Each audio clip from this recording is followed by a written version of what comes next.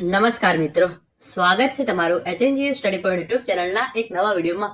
મિત્રો, Indian post office દ્વારા JDSની 21,413 જગ્યાઓ પર જે ભરતીની જાહેરાત કરવામાં આવી હતી એની અંદર પહેલું મેરિટ લિસ્ટ છે એ જાહેર કરી દેવામાં આવ્યું છે. તો આજના આ વિડીયોની અંદર આપણે જોઈશું કે તમારું સિલેક્શન થયું છે કે નહીં એ તમે કઈ રીતે ચેક કરી શકો છો. આ PDF જે બહાર પાડવામાં આવી છે મેરિટ લિસ્ટની એને તમે કઈ રીતે મેળવી શકો છો, અને જો એની અંદર તમારે નામ ના હોય અંદર તમારું તો તમારે શું કરવું, અને જે બીજું મેરિટ લિસ્ટ છે એ ક્યારે જાહેર કરવામાં આવશે એના વિશેની સંપૂર્ણ માહિતી આપણે આજના આ વિડીયોની અંદર મેળવવાના છે. મિત્રો, HNGU study point YouTube channel દ્વારા તમને આવી તમામ માહિતી સૌપ્રથમ અને સચોટ રીતે પૂરી પાડવામાં આવે છે. ભવિષ્યમાં પણ આવી તમામ માહિતી મેળવવા માટે ચેનલને અત્યારે સબસ્ક્રાઇબ કરી લેજો. તો હવે શરૂ કરીએ આજનો વિડીયો. તો તમે જોઈ શકો છો JDS ઓનલાઈન એન્ગેજમેન્ટ શેડ્યુલ 1 જાન્યુઆરી 2025 ગુજરાત સર્કલ લિસ્ટ 1. તો કુલ જે 21,413 જગ્યાઓ બહાર પાડવામાં આવી હતી એની અંદર 1203 જગ્યાઓ જે છે એ ગુજરાત રાજ્ય માટે બહાર પાડવામાં આવી હતી. તો એની અંદર જે પહેલું મેરિટ લિસ્ટ છે ગુજરાત રાજ્ય માટે એ જાહેર કરી દેવામાં આવ્યું છે. જે આ સંપૂર્ણ મેરિટ લિસ્ટની PDF છે એ તમને ટેલિગ્રામ ચેનલની અંદર મળી જશે. ટેલિગ્રામ ચેનલ છે એની લિંક નીચે ડિસ્ક્રિપ્શન બોક્સની અંદર આપવામાં આવેલી છે. તમારે જે છે એ આ PDF મેળવી લેવાની છે, અને એની અંદર તમારો જે રજીસ્ટ્રેશન નંબર હોય તમે એનાથી સર્ચ કરશો તો તમને ખબર પડી જશે કે તમારું સિલેક્શન જે છે એ થયું છે કે નહીં. કુલ 1203 લોકો છે એમનું જે છે એ મેરિટ લિસ્ટ બહાર પાડવામાં આવેલું છે. હવે આપણે વાત કરીએ કે કેટલા ટકાવાળા લોકોનું સિલેક્શન થયું છે, અને સાથે સાથે તમારું સિલેક્શન ના થયું હોય તો તમારે શું કરવું જોઈએ. તો તમે જોઈ શકો છો અલગ અલગ જિલ્લાઓની અંદર અલગ અલગ મેરિટ લિસ્ટ જે છે એ બહાર પાડવામાં આવેલા છે. પહેલા આપણે અમદાવાદ જિલ્લાની વાત કરીએ તો તમે જોઈ લો 98% વાળા ઉમેદવારોનું જે છે એ સિલેક્શન થયું છે. પૂરેપૂરા 100% વાળા ઉમેદવારોનું જે છે એ સિલેક્શન થયું છે. જનરલી જે ઉમેદવારોને 85+ આવેલા હોય એમનું સિલેક્શન જે છે એ પ્રથમ રાઉન્ડની અંદર થયેલું છે. પરંતુ જો મેરિટ લિસ્ટની અંદર તમારું નામ ના હોય તો તમારે હતાશ થવાની જરૂર નથી, કારણ કે આના અલગ અલગ 5 થી 6 મેરિટ લિસ્ટ છે એ જનરલી બહાર પાડવામાં આવતા હોય છે. તો તમારું આ રાઉન્ડની અંદર સિલેક્શન ના થયું હોય તો તમારે ચિંતા કરવાની જરૂર નથી. અહીંયા 1203 લોકોને જે મેરિટ લિસ્ટ બહાર પાડવામાં આવ્યું છે એમાંથી તમામ લોકો જે છે એ જોઈન કરતા નથી. એના કારણે બીજું મેરિટ લિસ્ટ અને પછી ત્રીજું મેરિટ લિસ્ટ છે એ બહાર પાડવામાં આવે છે, અને એની અંદર તમારું જે છે એ સિલેક્શન થવાના ચાન્સીસ જે છે એ વધી જતા હોય છે. જે પહેલું મેરિટ લિસ્ટ બહાર પાડવામાં આવે છે એની અંદર તમે જોઈ શકો છો 100% વાળા ઉમેદવારો છે એમનું સિલેક્શન થાય છે.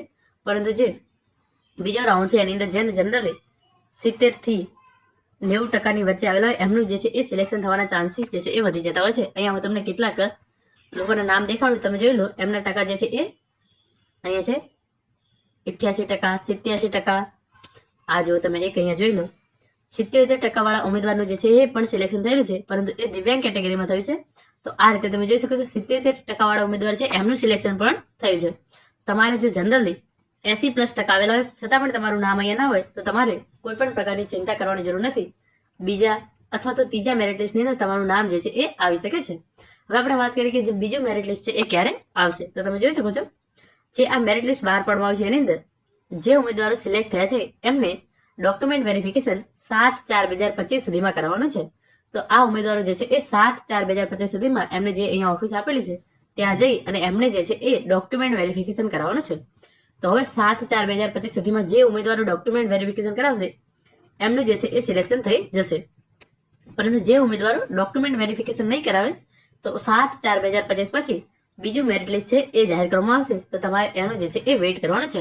અત્યારે હું તમને PDF ના અંતમાં લઈ જઈને બતાવવા માંગીશ કે તમે જોઈ શકો છો ગુજરાતની અંદર જગ્યાઓ કેટલી છે 1203, અને તમામ 1203 જગ્યાઓ પર જે છે એ મેરિટ લિસ્ટ બહાર પાડી દેવામાં આવે છે.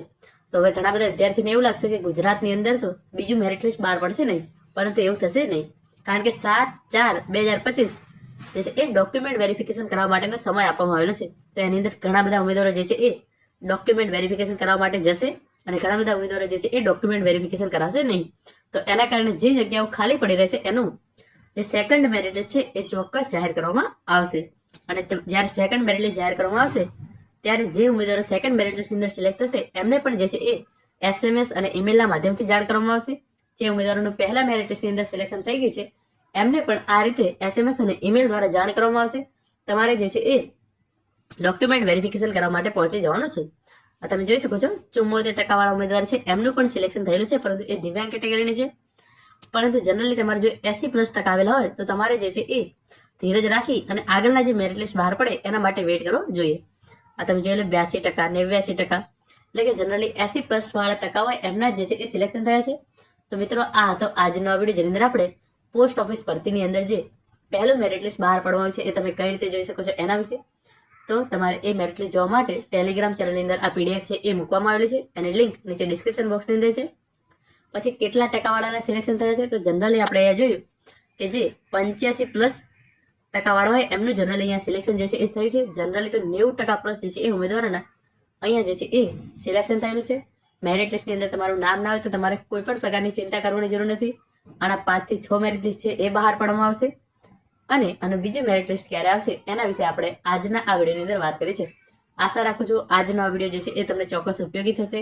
Thank you so much for watching.